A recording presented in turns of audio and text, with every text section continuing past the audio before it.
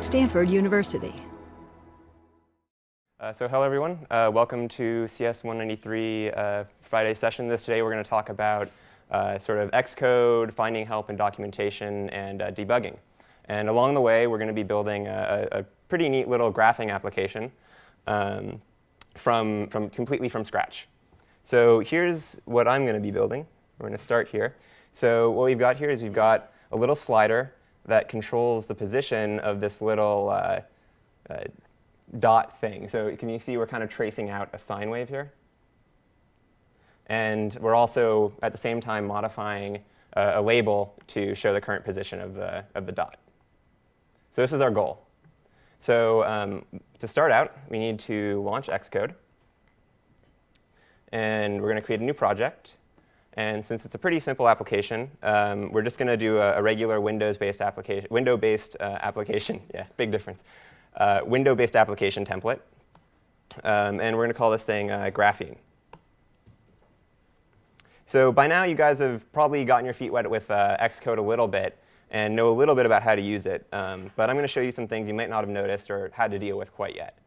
So as you know, over here, we've got sort of our general editor view. On the left side, we've got a bunch of groups and files. And so these represent all of the files and resources that are associated with your project.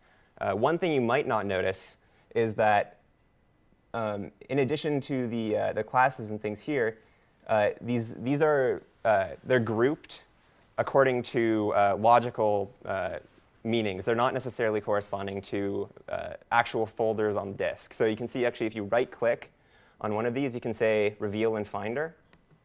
And this will show you that some of these folders, like the graphene prefix and the main.m, those are just sort of sitting on their own. Whereas the classes are actually in a classes directory, but that's sort of arbitrary. That's something that it just happens because we said so in Xcode. So there's not a one-to-one correspondence between the directory structure on your hard drive and the groups in Xcode.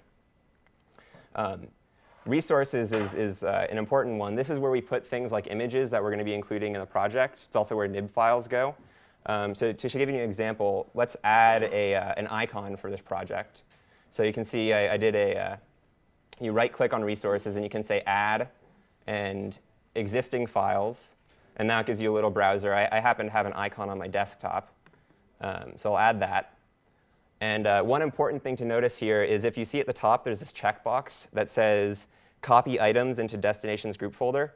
Make sure you check this box, because if you don't, and you have an image file somewhere else on your hard drive and you submit the project, we're not going to get that file, and it's going to cause problems. So make sure you check this box. OK. So now we've added the file. And just to show you what that does, we can now build and run. We get our normal blank white screen. But if we go to the home screen, we now have this new application here called Graphene with just a plain pink icon. And that's the one that we just built. OK. So let's get started here. So you guys saw what we were doing, what the goal app was. So let's get started writing that. So here we've got our source code for the thing. Oh, sorry. Before I get to that, I also wanted to mention the different kinds of builds we can make. So on the top left corner, you guys might have seen this. There was some confusion about one of the assignments handouts being old and saying an older simulator version.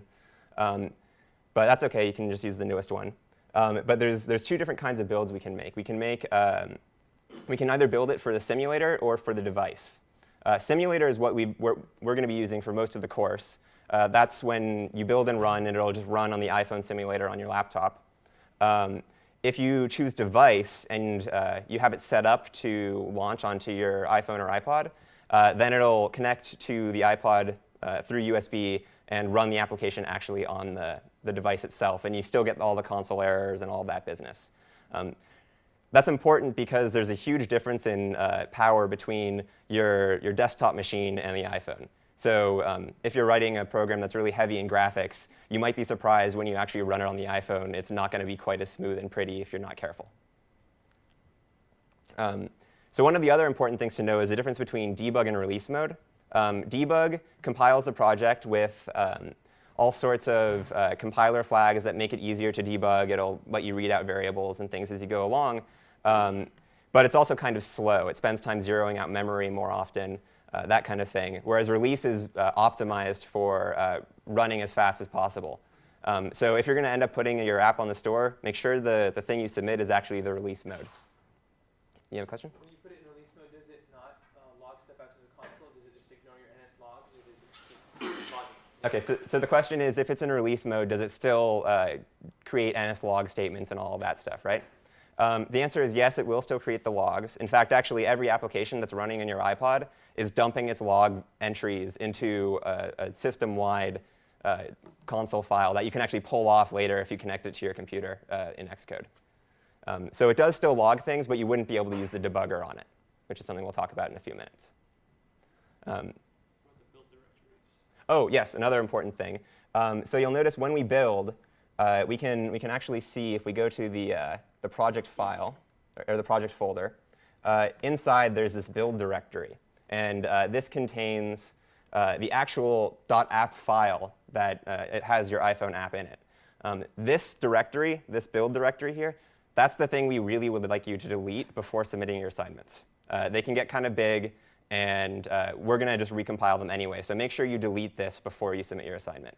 Otherwise, I think you get a warning in the submit script. OK. So with that out of the way, let's actually start coding up the app. So if you remember, we had a slider, a label, and a little dot thing that moved around. So let's make some outlets for it. So IB outlet UI slider, and call it slider. And we'll make another one for the label. And one more. And this dot thing that moves around, we don't really care what it is. We just want it to be something that shows up on the screen. So we're actually just going to make it a UI view. And then we're going to call it our dot. So now we've got our outlets. But we also need to be able to respond to changes in the interface. So we need to create one action. So we'll make a IB action and call it slider moved. And so let's go to the implementation file. So one neat thing that you can do is in Xcode, if you go to, I think it's in, yeah, so if you go in the view menu, there's this command that says switch to header source file. It's command option up. And that automatically toggles back and forth between the .h file and the .m file of the same name. Super useful. There are lots of these little key commands that are really useful. Don't bother taking notes on them now. We're going to post a little cheat sheet later on to the website. But command option up, it's great. OK, so now we're in our implementation file, and we want to make our slider moved action. So IB action slider moved. And just to test this, a great thing to do is as soon as you write a function to see if it's actually being called, just to put in an NS log statement. OK, so now we've got our code pretty much ready to go. Let's see if it builds. Seems like it builds. The white screen is there because we still haven't set up anything in Interface Builder, but that's what we expected. So let's go over to Interface Builder. So we open up the main menu.nib. And we want to set up a label to display the current position of the dot. So for now, let's just call it x, y. We want to set up a slider. And notice here I'm using the blue guidelines. These are really important, and they make it so that you're obeying the Apple human interface guidelines. And the nice thing about it is it makes your app look pretty, but more importantly, it makes your app usable. It makes sure that you have a good enough buffer around any UI element that you're not going to accidentally poke at other things or mess with people's heads because they're used to seeing iPhone applications that look a certain way. So we've got a label and a slider. So this slider, we're going to be doing the plotting in screen coordinates. So we'd like the actual the value of the slider to correspond to the actual pixel location of the little scrubber thing in the middle. So if we look at the ruler section here, we can see that it starts at position 20 and goes up to 280. and it's 280 wide, sorry. So it's from 20 to 300. So let's actually change the limits of our slider to go from 20 to 300, and we'll start it in the middle somewhere. OK? So lastly, we need our dot thing. And I just called it a UI view, because we just want it to be anything that could display to the screen. I think this little activity viewer thing is actually kind of cool for it, because it's flashy and you can make it animate. It doesn't really matter. You could just make a white box or a colored box and move it around. It'd all be the same. But this looks kind of nice. OK, so now we have our elements. So let's save the file. And let's run it and see what happens. All right, so we've got our animating activity viewer here. We've got a slider. Let's see if it's actually connecting up to that NSLog statement that we have. So in order to see NSLog statements, we need to open up the console. There's a couple ways to do this. The easiest is just to click on this little GDB icon. That'll bring up the console. You could also do it in the Run menu right here, and it brings up the console. So let's go back to our simulator. And if we drag it around, you can see nothing's happening. Does anyone have any ideas on where we went wrong? All right. Well, you never linked to that in Interface Builder? Yeah, OK. So you say that we didn't link it up in Interface Builder, and that's right. We set up all of our outlets in the code, and we set up all of our interface elements, but we forgot to actually make the connections in Interface Builder. So let's go back to Interface Builder.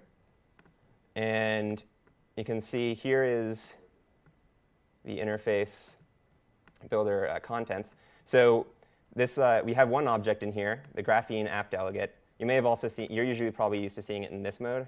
Oh man, this is a small screen, sorry. You're probably used to seeing it in this mode with the icons.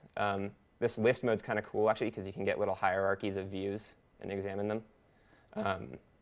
But anyway, so this app delegate, that's the class that we just added the outlets to.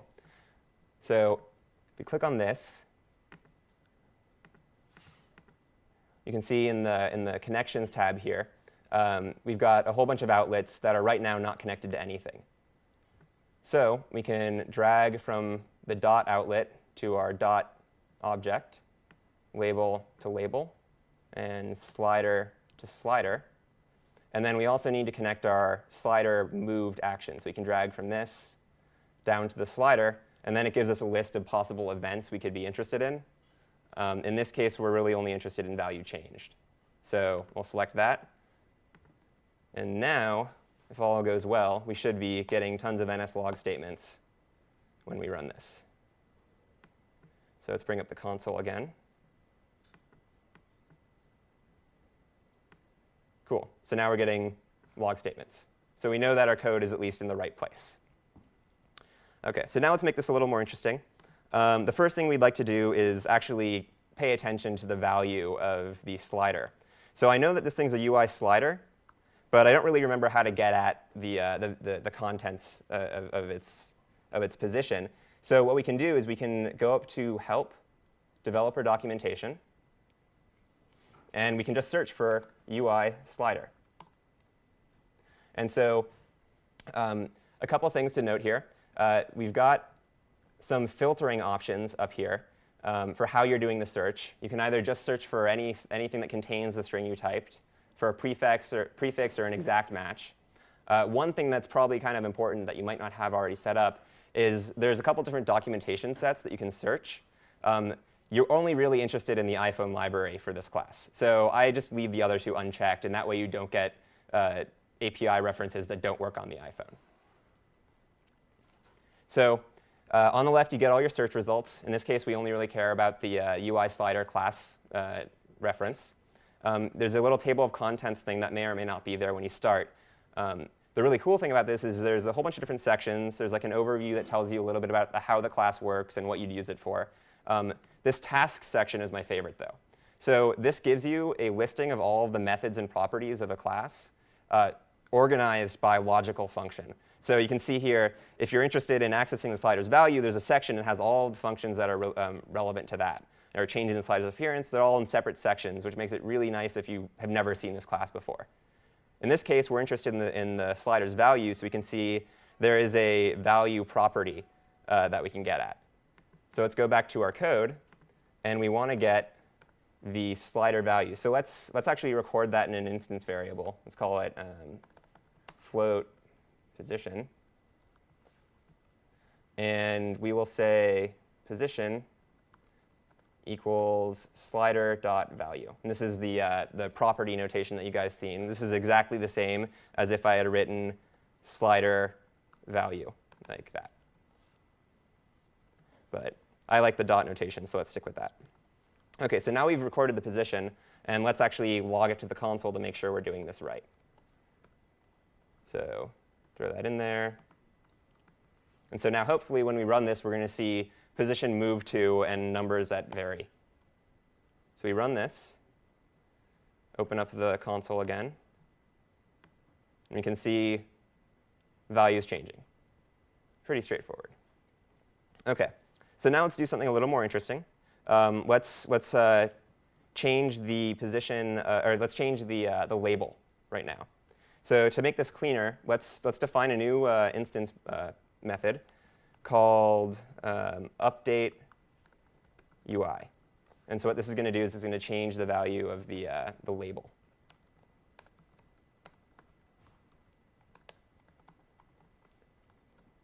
OK, so I happen to remember that the way you do that is you say label.text, and then you assign it a string. So let's call it ns string with format. And we want it to be two floats, one after the other. This is an x comma y kind of thing. And let's make it nice looking. And we're going to give it position. And for y right now, let's just call it 0. And then we got to make sure we actually call it. So we'll just say self update UI. And so now we ought to see the label changing as we go. Cool. So now we see our slider readout up there. OK, so that's neat. Let's now try to move the dot around. So we know this thing is just called dot. And I remember that all UI views have a property called center, but I don't remember exactly the syntax. So dot center, or no, not just center, dot set center. And I see it takes a CG point. I don't really remember what those are. So let's find out. So we can just type CG point here. And then if you right-click on it, you get this whole big list of things you can do.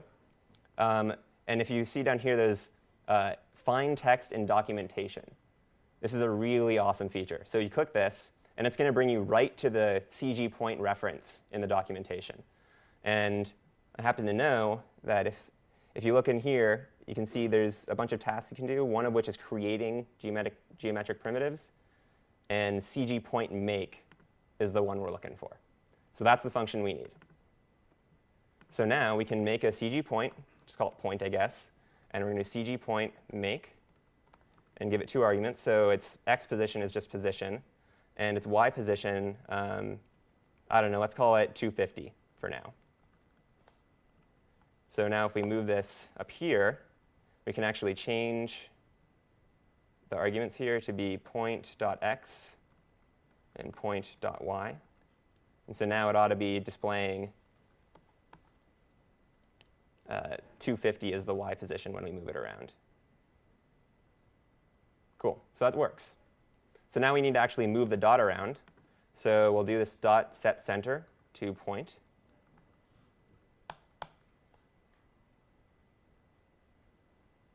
And so now we should see the little dot moving around with the slider. All right, cool. So it's working. Let's see here. So now, I believe the next thing is we just want to set it to the sign function, right? Cool. So let's make it a little more interesting than just this constant 250. Let's make it some more interesting thing to look at. So let's give it a sign function. So say 100. Oops. 100.0 times sine of position. divided by 30.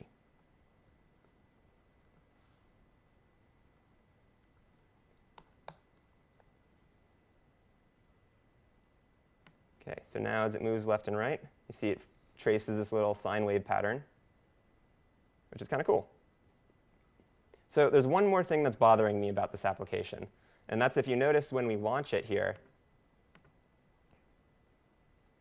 the label's all wrong, and the position of the dot isn't right. And the reason why is because for the very first instant of the program's launch, it's just using the positions and label values that were already set up in the nib, right? So it doesn't actually update this until we start moving things around, and it calls those update UI functions. So we learned about this yesterday, actually. There's one important method that we need to use here. And if you don't remember, does anyone remember what it was called? Yeah. Yeah, so the function we're looking for is awake from nib. So awake from nib, oops, void. So awake from nib is a function that gets called as soon as your object has been unpacked from a nib file. And so this means that at this point, all of the nib file objects have been created, and all of the outputs have been set properly. So you can trust all of those things. So we can, at this point, just say position equals our slider.value, and then just call to our own update UI function. And this ought to do what we want. So now if it launches and it's in the right place, we're going to be in good shape. So now it's displaying properly. And as we move it around, everything seems to work as it ought to. And I believe that's it for my part. Questions? What is the 0.2? Oh, the 0.2 in the string with format here? Yeah. So this right here is something, it's part of the way you do format strings. 0.2 means show a float, but only show 2 trailing decimal points. It's C. It's not Objective-C. It's just, yeah. What is the 250 F? The F in that? Yeah, so the F means float. It's a difference between floating point and doubles. Yeah, you probably don't need to worry about it that much, honestly. I think it casts it to whatever it's supposed to be anyway. Yes? Is there a reason it's not on the 100? A reason what's not 100? The 100 doesn't have an F after it. Oh, because I didn't type it. Doesn't it matter? It doesn't matter. So technically, if you didn't write it with the F, it would be a double value, which is 64 bits wide instead of 32. But the compiler just reads constants and converts it to whatever format it's supposed to be for that line. So it doesn't really matter. Question? So when you declare the CG point object, you don't put a star before the Yeah, so the question, structure? yes, so your question's about the CG point object is not a CG point star. Yeah, it's because CG points are actually structures, they're not objects. Yeah. Yes. In this case, you use the graph app delegate to actually write your code. Yes. But in the class, the professor also mentioned that you could also create a new object, NS object, a custom object, and write all your functions there. So what's the difference? When do you do this and when do you do that? So basically, for more complicated applications, it's easier to separate out all the functionality into different classes. Since this is just sort of a simple demo app, I just coded everything in the files we were already given. For things that you have more complicated views and view controllers, you separate them out into different functions, or into different classes. App delegate special in some way, or is this something that So is specific to this? yeah, so the question is whether or not this graphene app delegate, if the app delegate class is special in any way. And I think it's just the one that happens to be attached to the base view. It's whatever happens to be attached to the main window. So it's special in that sense, but I think it's pretty much just like any other. The main nib instantiates it. You can see in the object list on the main nib. If you open main window.nib, Yeah. you Yeah. can see there is an object. Yeah. So when your main nib is created, it already has this app delegate built in. If you create your own nib files other than the main window, you'll have to create your own view controllers and add them here. Yes. I have a question about the method, the slider moved method. Its return type is specified as ID action. Ah. But Okay. looks like that nothing is returned from that method. Yes. OK. So the question is, the slider moved function or method returns an IB action. That's its return type. So IB action is actually a synonym for void. Yeah, it's a void. It's a void. I think actually if we jump to definition, yeah. So pound define void. And you can go back using this little back arrow thing. So the reason why we actually say IB action instead is because it's a hint to Interface Builder that that's a possible action you can link up to. So it's only a clue for Interface Builder. It doesn't actually affect your code at all. OK. So I think at this point, we're going to turn over to Paul, who's going to talk a little bit more in depth about debugging. So let's say you were building this app in class one day, and one of your friends was looking at it and thought it was pretty cool, the one we were just looking at now, and wanted to make a better version. And let's see it. 1 second. They came up with some new ideas for your little grapher app, and they didn't want just one thing to graph. So, you can have a constant line, which is very interesting. The sign function, which we just implemented right here. And also a spiral. So you can see it starts in the middle, and as we pull across, it spirals out. So your friend is trying to code this, but they aren't necessarily the best coder. Maybe they go to a different school. Let's see here. So they're having some problems, and they email you their project and just want you to help out. And they give you it in a state that's not so great. So let's take a look at what happens and try and help them out a little bit. So let's build and run. And immediately you see over here on the bottom left that the build has failed with 6 errors and 2 warnings. It's kind of hard to see over here. You can also see on the bottom right, failed, 2 warnings, 6 errors. So the app's not going to run at all. And if we want to find more information, we can actually just click on this little symbol right here, and it'll give you the build results. Or you can actually go up to build results, and get a little bit more information and try and figure out what went wrong. So we can see here, our first error comes with this evaluator class that they added in. It doesn't really understand what evaluator means. So if I look a little further up here at the import statement, you can notice that no evaluator class has been declared before we use it. And that's because we haven't actually imported our local, if you look over here, there's an evaluator class, our evaluator file. So we definitely want to get rid of any build errors so we can actually get to the real meat of the program. So I rebuilt the program, and you can see there's a couple of warnings. Right now we're going to pretend like we're a little lazy and ignore those warnings. But remember, when you submit your project, we're actually going to check for them and grade against them. So don't ignore them right now. I'm a bad coder at this moment. So now that we got rid of our compile errors, let's build and run and see the state of his application. So we got it up and running right now. And let's run a little test. So it doesn't seem like moving the slider back and forth is doing anything to the point we want to plot. It is printing something out to the label. So normally you might think of using nslog in this situation to see what's going on. But there's a much more powerful tool built into Xcode for debugging. So I'm going to introduce it to you. The place I'm going to insert this code, this breakpoint we're going to be using is in the update UI method. And the way a breakpoint works, let me show you by, well, first of all, you notice at the top, when I didn't have a breakpoint, let's see, the build and run symbol, it just has a nice play button. But as soon as I add a breakpoint right here, it switches to this little bug spray, because we're hunting bugs right now. And if we hit this debug point, we'll actually stop the application and open the debugger. And you can turn on these breakpoints by turning on and off this button right here. So let's build and debug. You'll see immediately the application stops and highlights this one line, because we've hit this breakpoint. Now what we can do is we can open the debugger, which you can click this little button right here to open it up, or go to Run and select Debugger. And we're going to walk through our application a little bit. So in this debugger window, you can see in this area right here is a call stack. This shows where we are in the application and how we got there. So currently we're in Update UI. You can see in the app delegate, we've called Update UI. And if we go another level up, we're in Awake from nib, which called Update UI.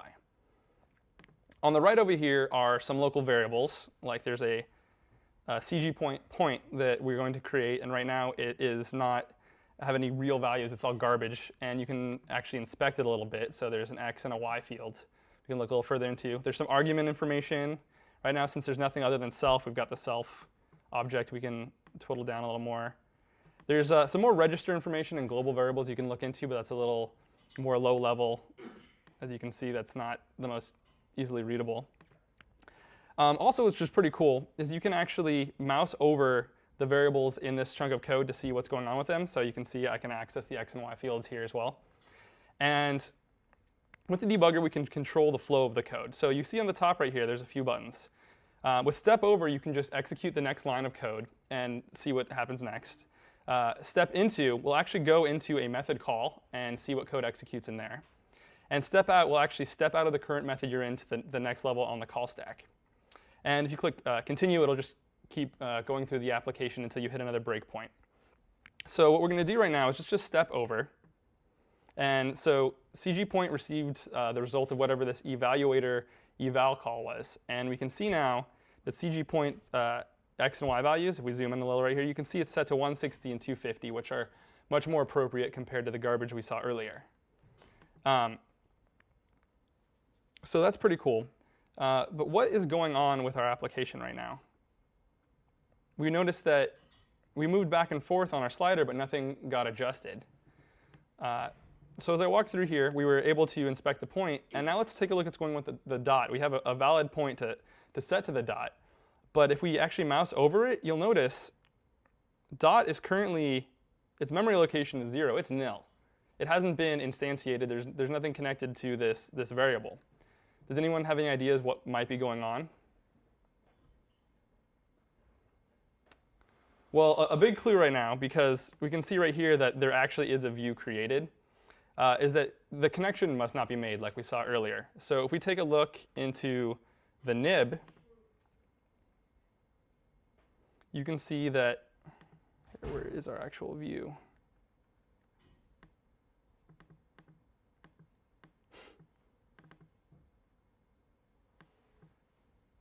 There it is. It's hidden. OK.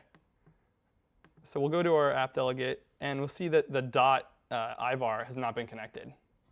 So that's why inside of the actual code, our member variable was nil. So let's connect that up, save things, and let's run the app again without the breakpoint and see what happens. Sweet. OK. So now you can see if I move this back and forth, we actually have the slider affecting where the dot is being drawn. So let's try out something else. Let's see if we can get this sign function to work. OK, I just clicked sign, and the application crashed. So that's not a good start. I'm going to open up the console and see if there's any good information. So we see there's some sort of bad access going on right here in the console. If I open up the debugger, let's see. The debugger actually stopped before the application was fully removed. So you can see when we tried to call this set mode set of code, something went wrong. And in this other code we don't have access to, you can see it's grayed out, and it only leads us to a bunch of assembly. We go down into this object message send, which sent our bad access right here. So I'm going to take a look at our most recent code we have accessible and see what we did wrong. Now you can notice over here on this line of code we're trying to execute, there is a warning. We probably should have paid attention to that. Does anyone know what this warning means? So we're trying to create an array with the array with objects method. We're missing nil at the end. That's right. So we're missing nil at the end of this creation. So we don't know actually when to stop looking at memory. So let's rebuild this. I'm going to save that file. And let's try the app again.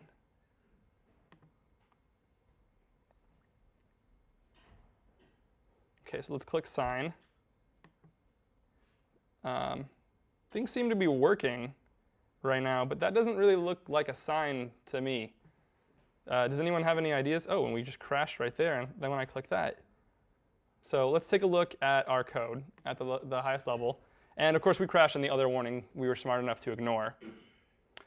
So what it's saying right here is that NSArray, this valid modes object we've created, which is an NSArray, might not respond to the contain string method right now. We're trying to see if the mode that's being sent in right now is actually a valid one out of our set. So what I'm going to do is use the documentation and try and find this contains a string method and see if it really exists. And right now our search results are not spectacular. So I'm going to go to NSArray, bring it open, and see if there's a contains method that might be more applicable. And our first result on just using find is contains object. And I'm pretty sure this is a selector we actually meant to code in here. So we probably should have paid attention to our warnings. So I'll put that in there. And you can even see right now that the syntax highlighting noticed it as a valid selector.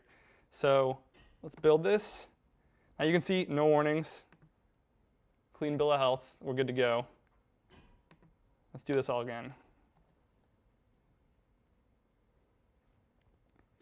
OK, so we got constant going. Fantastic. Now sign. Still not working. Does anyone have any suggestions on how we can try and figure out what's going on here? So my first instinct would be to throw a breakpoint in, because I'm kind of curious why we're not evaluating a sign right here. So where I would go is into the evaluator and see what's going on when we actually deciding what to compute. So I'm going to place a breakpoint in here. And actually, because I don't want it to do it every single time, you can disable breakpoints. So I put a breakpoint in here, and I clicked it and turned it off, and you can see it's kind of grayed out.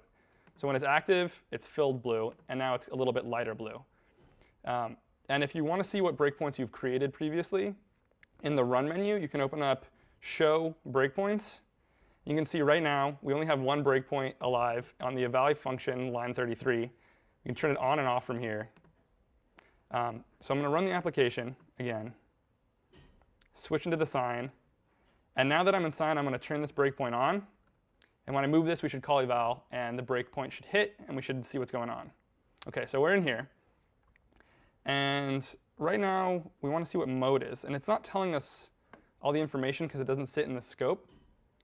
So I'm actually going to bust open the console right now and use GDB, which there's a lot of detail you can get out of this and get some really fine-grained debugging. But right now, I'm just going to show you a simple method you can use. If you type in print object, let me see if I can make this a little bigger, and you call it on mode right now, it'll actually try and print out what mode contains using the description method. And it's printing out sign. So that's good. We selected sign. We're going to try and run the sign. There's actually a shortcut for print object. We can type PO. It'll do the same thing. If you want to know more, you can type help, and there's a whole set of documentation you can look further into, like how to examine data, etc. But that's a little bit out of the scope of this section. So let's step through this code and see what happens. So we actually start evaluating the sign condition and put it into the point variable. But as we keep going, something funky happens right here. We're also evaluating this branch. Does anyone see what's going wrong? What's up? We need an else if on the second if up there. Right. So this is actually considered two separate statements, which is not really what we wanted to be doing. So let's add that in. OK. So let's rebuild this without the breakpoint. OK, so let's try the sign. Sign looks good. Constant doesn't look so great. Spiral also happens to look like sign. So I think our code's still not corrected. What do you guys think we should do? I have a feeling this code is still a little buggy. So I'm going to put this breakpoint back in, try and evaluate the spiral. OK, so we'll step through here. And we're going into sign. Does anyone see what's going on here? Right, so we're actually using a single equals instead of double equals, which is kind of a nasty bug that hopefully you guys can avoid. Lots of times you can avoid that actually by placing the constant on the left side of the double equals, because if you happen to forget the double equals, this should not build. Yeah, so let's put that double equals in there. OK, so in theory, this should all be good, right? Let's give it another try. Hopefully our code's not that messed up.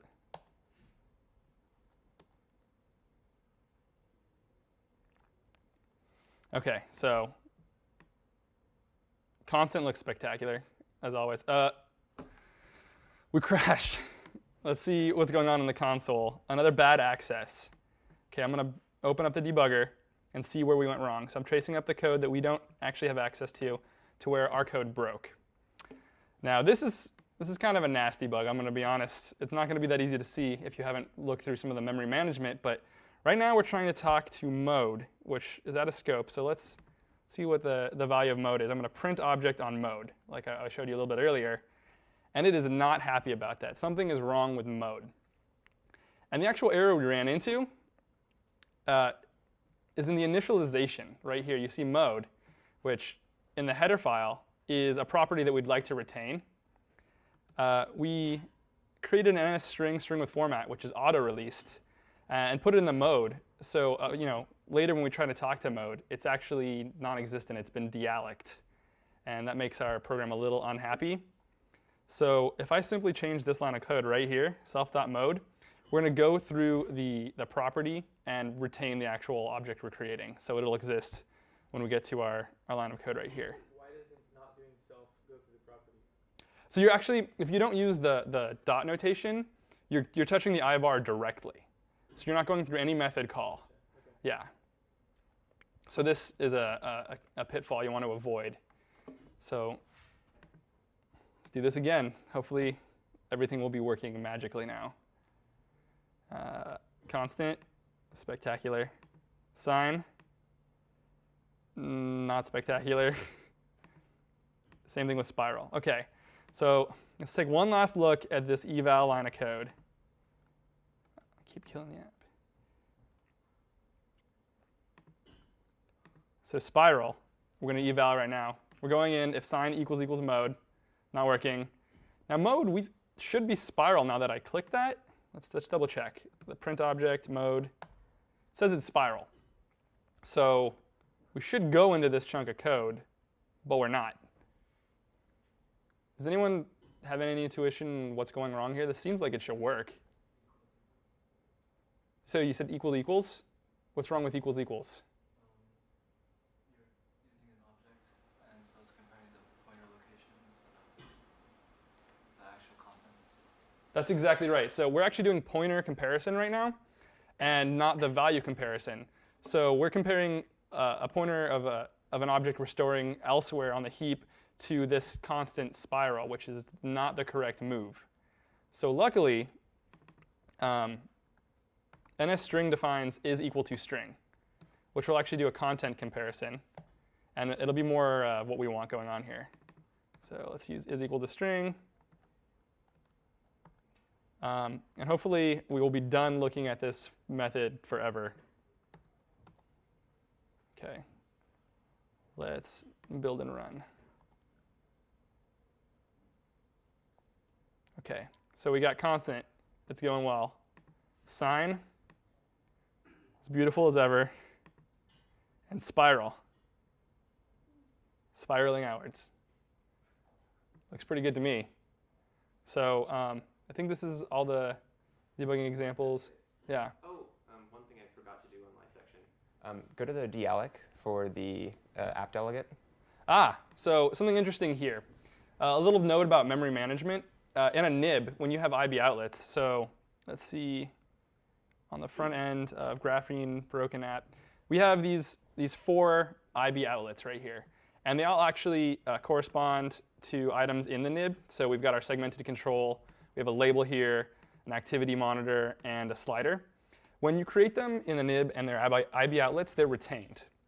So at some point, we actually have to balance this out with a release call. And it doesn't matter too much if it's your main nib and it never disappears unless the application is destroyed. But if you use a nib repeatedly opening and closing it, you need to remember in the dealloc call to release all of your IB outlets, or otherwise they're going to sit in memory and you're going to leak, and that's not going to be good. So I think those are all the points we wanted to bring up about debugging today. Does anyone have any questions for either of us? OK, well, if not, good luck with the second round of projects. For more, please visit us at stanford.edu.